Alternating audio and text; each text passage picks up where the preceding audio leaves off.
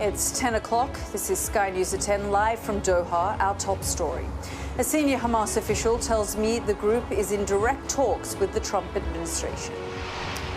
As more than 100 are killed in 2 consecutive nights of Israeli airstrikes on Gaza. Hamas says it will release hostages and give up government if there's an end to the war, and that Donald Trump could make that happen. Because we believe that he has done it and he can do it. And I think President Trump has the capability and the will to reach this peaceful situation.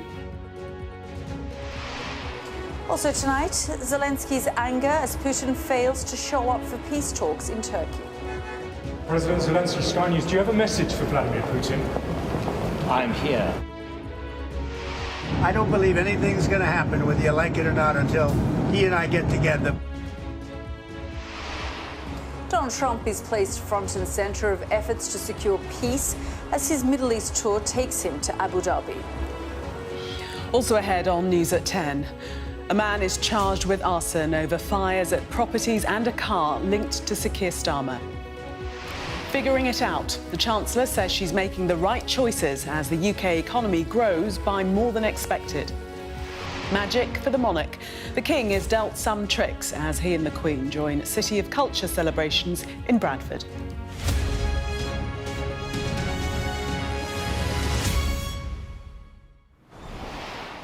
Good evening from Doha. Well, as President Trump continues his visit to this region, travelling from here in Qatar to Abu Dhabi, from signing eye-catching deals to meeting the new Syrian president, you could be forgiven for thinking that the war in Gaza is not uppermost on the US diplomatic agenda. But it seems nothing could be further from the truth. A senior Hamas official has told me the group is in direct talks with the United States about achieving peace in Gaza, adding he believes Donald Trump can help to broker a deal. We'll have my extract of my exclusive interview with Dr. Bassem Naim in a moment. As the diplomatic efforts to de-escalate the war continue, so does Israel's offensive in Gaza, where a second night of airstrikes killed dozens of people, as our Middle East correspondent Alistair Bunkle reports. And just a warning, it does contain distressing images. Some of the airstrikes in Gaza are so enormous now, they can be seen from miles away. This was northern Gaza this morning.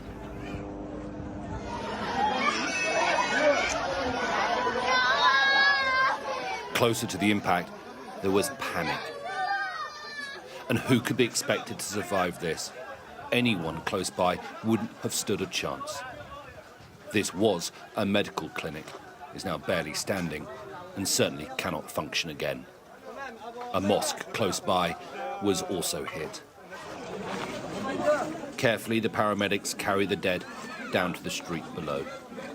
Down there, a scorched leg, blown off in the blast, is wrapped into the brown blanket, and they search through the debris for more body parts. In Gaza, there is little dignity left now in life or death. 13 people were killed here, health officials say. In all, more than 100 have been killed across Gaza today alone.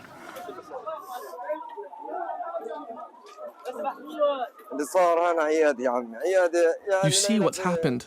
There is no resistance here. There is none of that here. This is a clinic that provides treatment for those who need it.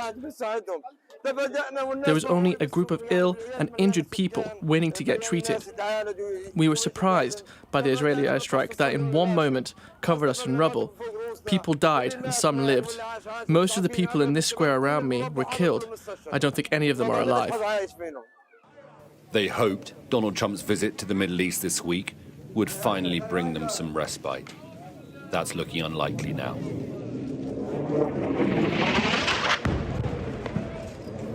Instead, Israel's military operations are getting even more intense. The Palestinian death toll in 19 months of war, today, passed 53,000. Alistair Bunkle, Sky News, in Jerusalem. Well, let's hear now what Dr. Bassem Naim, head of international and political relations for Hamas, told me about his group's direct talks with the Trump administration about bringing about peace in Gaza. I sat down with him here in Doha a little earlier. Are you willing to hand over all the hostages to bring an end to the bloodshed?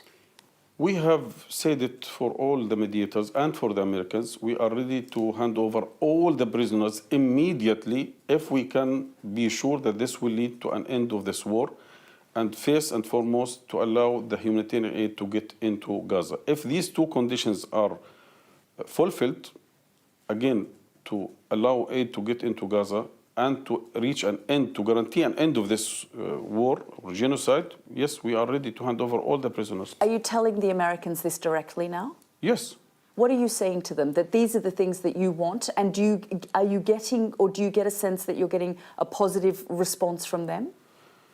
We have told them this proposal or comprehensive approach, one-shot prisoner exchange, ending the war, total withdrawal of the Israeli forces, allowing all the aid to get into Gaza, and rebuilding of Gaza Strip without forceful immigration, through the mediators and directly through some persons in the U.S. administrations. Sometimes we received a positive response. Do you have faith in the American teams and delegation that you're talking to, that they too want to achieve an end to the conflict and be able to negotiate between the two sides?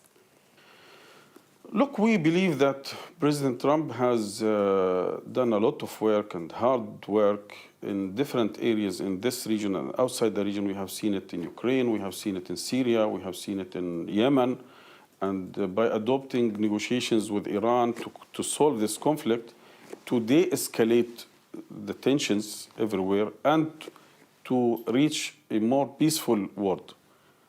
I think this is what is motivating us to continue contacting the American administration, regardless of the team, because we believe that he has done it and he can do it. And I think President Trump has the capability and the will to reach this peaceful situation.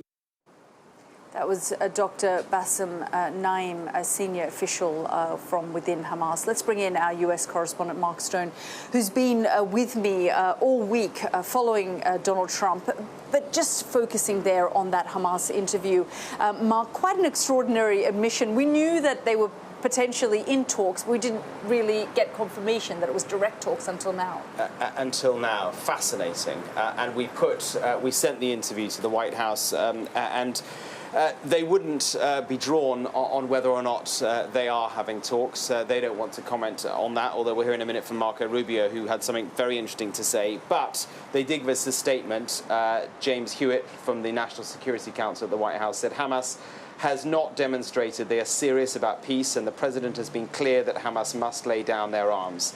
Hamas continues to wrongfully hold hostages, including American bodies, and in the dungeons of Gaza, who could easily be freed and have shown no change to their behavior to indicate that they will cease to attack civilians. So a statement there from the White House. It seems to me that what Dr. Bassem Naim was trying to do there, given that, remember, he's been watching everything we've been watching as well. He's been watching Donald Trump warm to the Arab world here. He's trying to drive a wedge between the Americans and the Israelis. There may already be a wedge. He's trying to make it wider by appealing to Donald Trump, by flattering him, as he did to you, saying that Donald Trump looks like he can and will solve this problem. He thinks that maybe he can get some concessions out of the Americans. Maybe he doesn't. He's not going to have to. They're not going to have to give up their weapons. Well, according to that statement, they are. Marco Rubio is the National Security Advisor and Secretary of State. He's in Turkey, where those talks on Ukraine are not happening at leader level. He too was asked about this and about the extent to which they are talking to Hamas. Have a listen. Well, I think anybody that tells you there are obviously messages passed between intermediaries in the case of Hamas. There's obviously an external Hamas group, and then there's an internal Hamas group as well. This is a terrorist organization. This is a murderous group that still continues to hold innocent hostages and the bodies and remains of dead hostages as well. They should all be released immediately. That's been our position from the very beginning. They should never have been taken to begin with. So again, we continue to, that continues to be our position, and if there's a role we can play in bringing about the release of these hostages and the return of these remains to their families, and we have an opportunity to play a role, we will. I won't comment any further on the mechanics of it because I don't want to endanger them, but suffice it to say that we know there are others involved. The Qataris have been involved, the Egyptians have been involved, the Turks have been involved, numerous countries have been involved in passing messages and in getting results. That was Marco Rubio, the National Security Advisor, as well as the Secretary of State. And Mark, thank you so much for all of your analysis there. Well, as Mark was saying there, that President Trump hasn't just involved himself with trying to bring about peace in Gaza. He's had his sights set on resolving, of course, the war in Ukraine. But today, it seems the diplomatic choreography between the key players was out of step. Volodymyr Zelensky headed to Turkey, expecting to hold face-to-face talks with Vladimir Putin, declaring, "I am here." But President Putin was not, and neither was Donald Trump, who said there would be no progress towards peace in Ukraine until he meets the Russian leader. Our international correspondent Alex Rossi reports from Ankara. President Zelensky jetted into the Turkish capital Ankara to show the world he was a man prepared to talk peace, if Russia's leader did the same. But as he arrived, it was clear that it would be a no-show from his nemesis. President Zelensky, Sky News, do you have a message for Vladimir Putin? I'm here. I think this is very clear message. A meeting with President Erdogan was a chance to talk next steps and increase the pressure on the Russians. How are you? Good. Consideration, too, on how to engage with the low-level delegation the Kremlin had sent to Turkey. By coming to Turkey and effectively daring Vladimir Putin to do the same, President Zelensky is sending a message to the world, and in particular the American administration of Donald Trump, that Ukraine is not the barrier to peace. He's trying to galvanize international opinion around the view that it is Russia that is stalling the peace process. In Istanbul, amidst high security, the press waited for those talks to get underway, with Ukraine accusing Moscow of not being serious, calling the peace talks team theatrical. I think that the Kremlin leader should show his leadership. If he's ready for negotiations, let's meet. We can't really run around the world looking for him. I believe the United States and Turkey are currently feeling disrespected by Russia, in my opinion. The Americans had hoped for much from these talks, but Trump, on a tour of the Middle East, is playing down the lack of success. Nothing's going to happen until Putin and I get together, okay? And obviously he wasn't going to go. He was going to go, but he thought I was going to go. He wasn't going if I wasn't there. And I don't believe anything's going to happen, whether you like it or not, until he and I get together. But we're going to have to get it solved because too many people are dying. And at the Kremlin, it was clear there was no sign Putin was feeling the need to get on a plane. His negotiating team in Istanbul talking up the process, but his foreign minister launching this attack. Zelensky was making some statements demanding that Putin come in person. He is a pathetic man. Everybody understands, except perhaps himself and those who control him. Why is a ceasefire needed? To pump Ukraine up so it can prepare to negotiate from a position of strength. The failure of the first direct talks in 3 years to make much progress means the conflict and the killing in Ukraine continues. This the site of an attack on the city of Sumy. There is still a flicker of hope that the peace process can gain some momentum, but at the moment the war shows no sign of ending. Alex Rossi, Sky News, Ankara. Well, let's bring in our Europe correspondent, Adam Parsons, who joins us live from Istanbul. And Adam, all week there's been speculation. Is it happening? Isn't it happening? Well, we know for sure that it won't be leader to leader, but there will be the delegations and they will meet tomorrow. Yeah, that is at least the plan, is that tomorrow we will have talks that involve the Turkish delegation and the Ukrainians and the Americans and the Russians. And it is expected that at some point the Ukrainians and the Russians will talk to each other in a formal setting for the first time since 2022. And the last time that happened was here in Istanbul as well. Really, in the early months of this war, those talks broke down. Both sides blamed each other.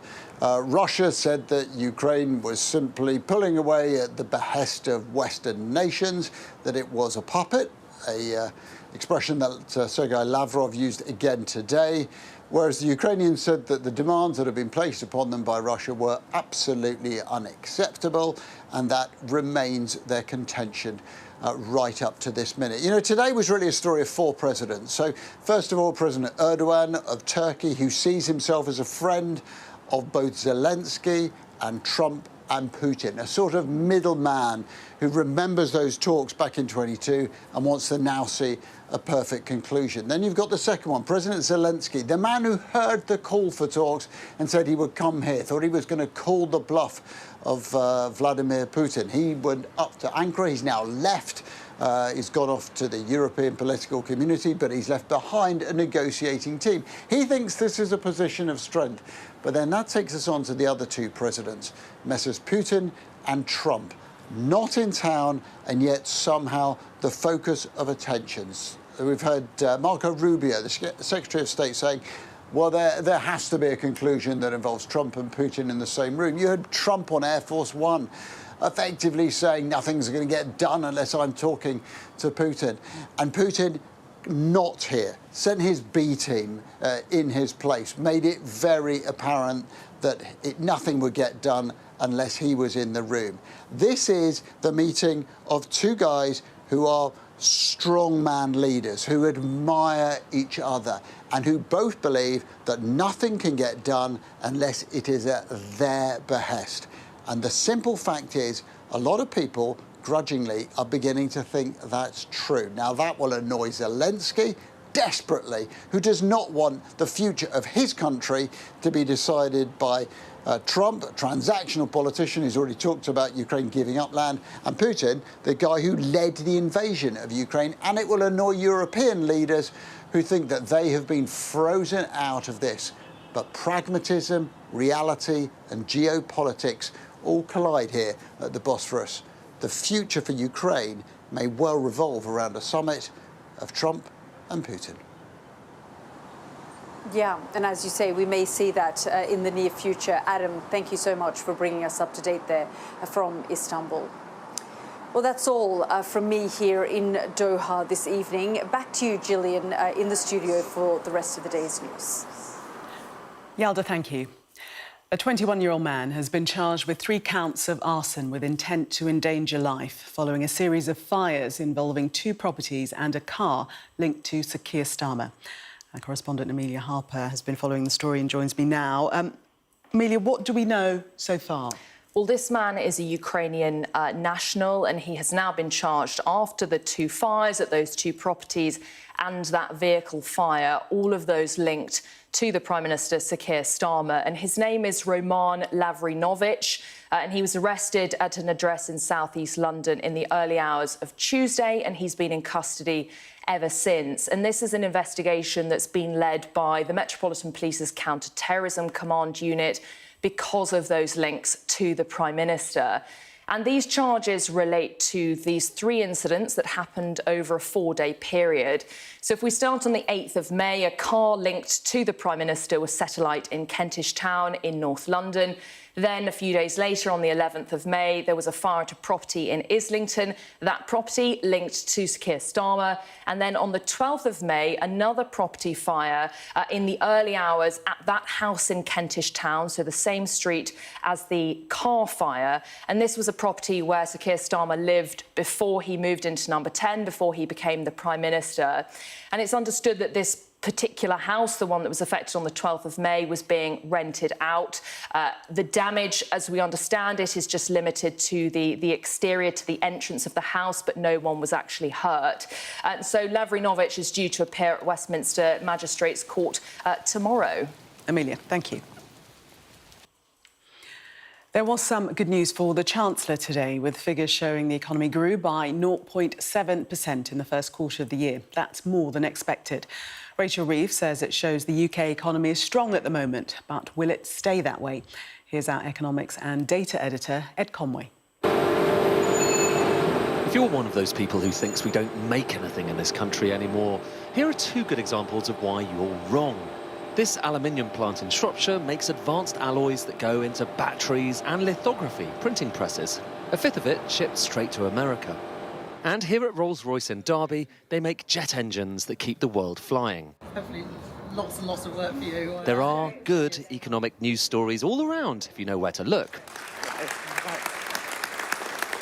Hello. And perhaps that's why the Chancellor chose this place to talk about the latest better-than-expected growth figures. There's clearly economic headwinds and the world is changing. We can see that all around us. But we are a strong economy. I do believe that we can seize the opportunities. The fact that we were the first country to secure a trade agreement with the United States is significant. And these numbers today are very welcome. OK, so the fact that the Bank of England thinks that it's going back to 0.1% in the coming quarters, do you think that should be ignored, should it? Look, the numbers today are important. They show an economy that is growing across the board. You might recall Rolls-Royce was actually name-checked in the Oval Office last week when Donald Trump announced the latest trade agreement with Britain. The problem is, for all the talk, they still don't have anything in writing. I think it's really encouraging to see that they specifically considered aerospace tariffs, and it was great to see that they'd been specifically thinking about Rolls-Royce. I mean, that's very positive. Obviously, we need to see it written down and be really clear the rules that we'll operate by, but it was definitely a positive move. So if you look there, that is carbon composite. That is titanium on these fan blades. It's the next generation of fan blades that Rolls-Royce is making. It's part of what they call the Ultra Fan. It could change the game, they say. But to give you a sense of just the timescales we're talking about, it was about a decade ago that work started, a bit over a decade ago that work started on this. It's going to be another decade until they're in the skies. Just underlining, it's not just the next few years they're thinking about here. It's not just tariffs. It's not just Donald Trump. It's generations ahead for this next product.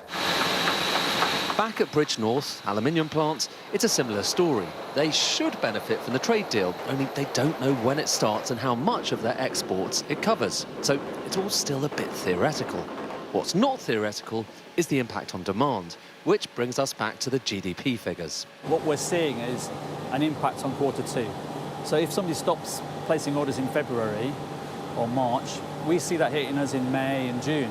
So it's that's where you are now. That's where we are now. So we know quarter two will be lower numbers than quarter one, and we're hopeful that we can recover it for quarter three, but we need that detail quickly to be able to do that. So if their experience is anything to go by, strong growth in Q1 might be followed by much weaker growth in Q2. The economic rollercoaster of 2025 has only just begun. Ed Conway, Sky News. Sir Keir Starmer says the government is in talks with a number of countries about sending failed asylum seekers to overseas return hubs in a bid to tackle illegal migration. The Prime Minister made the announcement on a trip to Albania, despite Albania's Prime Minister asserting that his country wouldn't be involved. The work that we've done on law enforcement arrangements with other countries, the return agreements that we've put in place, the record number of returns, and what I'd like to do is add return hubs to that. We are in those talks. Police searching for the parents of 3 newborn babies abandoned in London over a 7-year period say they're now focusing on 400 nearby houses. The 3 infants were found abandoned within a few miles of each other. Subsequent DNA tests established they were all related, raising concerns over the well-being of the mother. An interim report into the sinking of the Bayesian superyacht suggests it was brought down by 80-mile-an-hour winds, but the crew might not have been aware it was vulnerable in those conditions. 7 people were killed on board the vessel, including the tech entrepreneur Mike Lynch, when it sank off the coast of Sicily last year. Well, let's return to the conflict in Kashmir now. And over the last week, India and Pakistan have taken each other to the brink of war.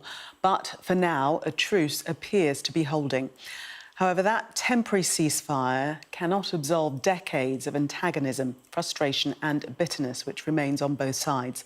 Sky's Cordelia Lynch has travelled to Muzaffarabad in Pakistan-administered Kashmir, the site of India's recent missile strikes on the turbulent region. It is a place of wonder that can easily slip into a cradle of despair. A disputed borderland of beauty and trauma that's only just stepped back from the brink of war. We're about to enter Kashmir, at the centre of decades of conflict between India and Pakistan, and at the very heart of recent escalating tensions between the two nuclear neighbours. We're headed to Muzaffarabad in Pakistan-administered Kashmir. We're with the Pakistan Army, visiting a city where few expected India to strike.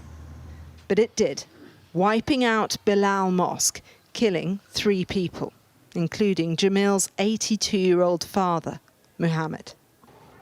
Do you want revenge against India? We are Muslims. My father was martyred in this attack. That's honor for us.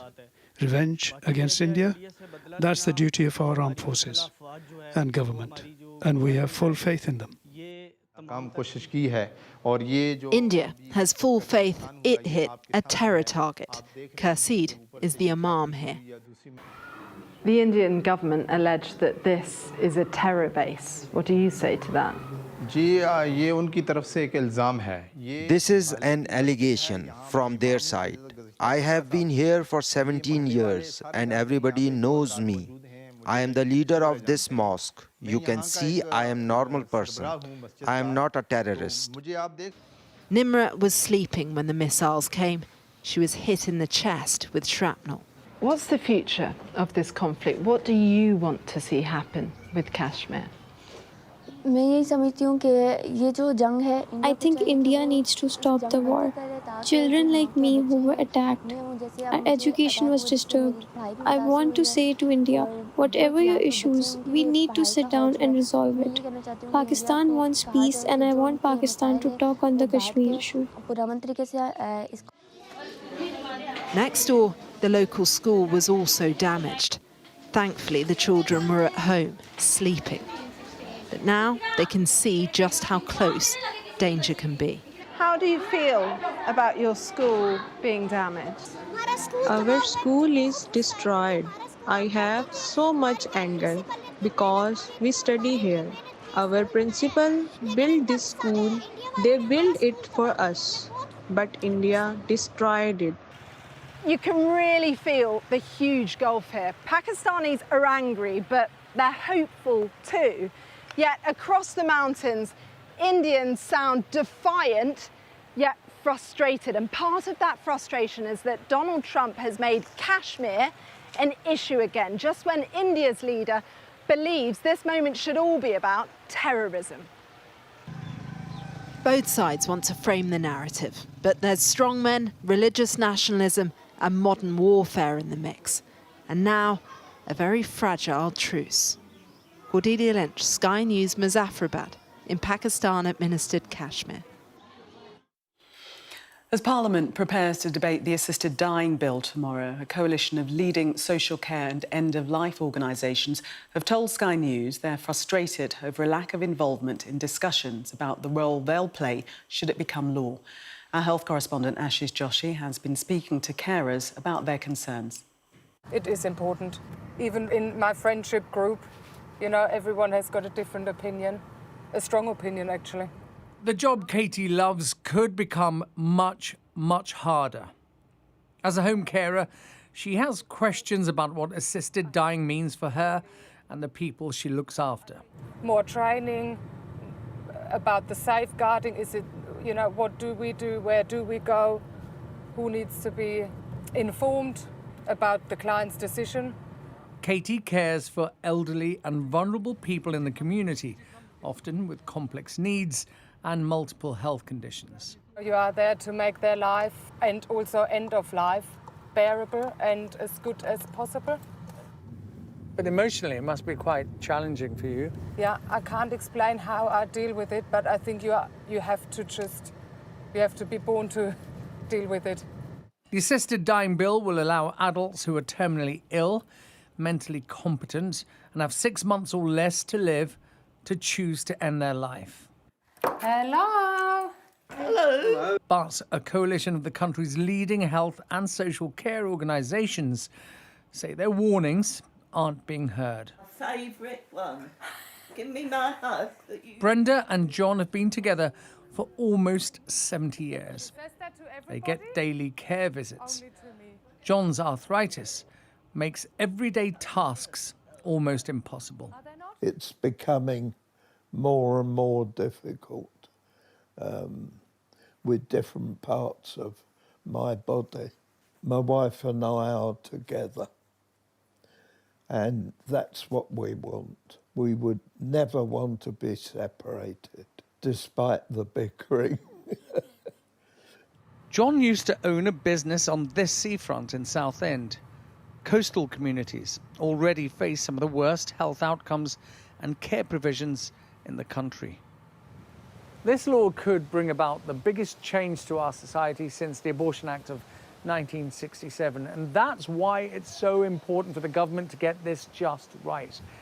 But the home care sector doesn't feel like it has a voice in this very important conversation, and yet this is a law that could fundamentally change the relationship between an end-of-life carer and the person who relies on that support. And is she seeing lots of people she knows already? Yes. Caroline runs the home care company where Katie works.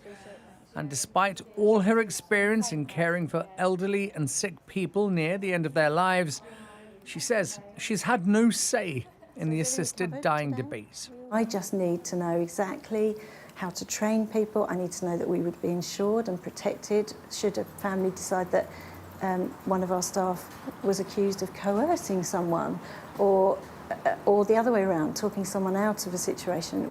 Frailty wards like this one look after elderly patients who are acutely unwell. The British Geriatric Society says the assisted dying bill as it stands is both unworkable and unaffordable. They tend to dwell on younger people with cancer, but the reality is, in our country, the majority of people experiencing death, patients and families, are in fact older and with complex needs, not just health needs, social needs too. But campaigners supporting assisted dying have told Sky News the amended bill includes specific training requirements around coercion and that assisted dying can only be discussed within the context of all end-of-life options. The assisted dying law, if passed, will bring a once-in-a-generation change for our country. And that's why it's so important every voice is heard. Ashish Joshi, Sky News. And if you've been impacted by that report, you can get help from the Samaritans by calling 116 123 or email joe@samaritans.org. Details are on the screen now. Finally, King Charles showed he hasn't lost his magic touch with the public during a day out in Bradford to celebrate its status as the UK's current city of culture. Well, the King was treated to a number of card tricks by the Bradford-born magician Stephen Frame, formerly known as Dynamo. The pair have met before, with the King's Trust having supported the star early in his career. That is magic. That was Sky News at 10. Coming up, we'll take a first look at tomorrow's newspapers in the press preview. Tonight, we're joined by the CEO of Total Politics Group, Mark Wallace, and the New Statesman's Associate Political Editor, Rachel Cunliffe. Amongst the stories we'll be discussing, this on the front of the Eye, its headline, UK scrambles for new migrant deal in Balkans after Albania snub. We'll be right back. Do stay with us.